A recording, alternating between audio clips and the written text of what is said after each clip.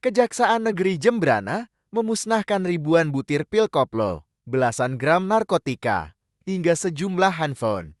Pemusnahan barang bukti pidana umum ini dilaksanakan di halaman kantor Kejari Jembrana, Kecamatan Negara, Kabupaten Jembrana.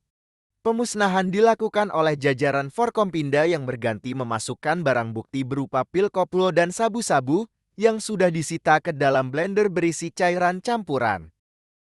Barang bukti lainnya seperti handphone dimusnahkan dengan cara dirusak menggunakan palu, dan sebagian lainnya dibakar di sebuah wadah berupa tong warna hitam.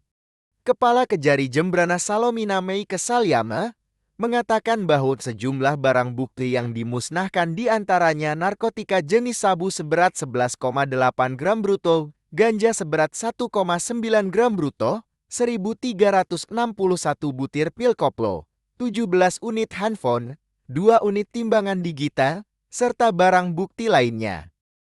Lebih lanjut, Meike menegaskan bahwa jumlah barang bukti tersebut merupakan hasil sitaan dari 47 perkara yang sudah inkrah atau berkekuatan hukum tetap.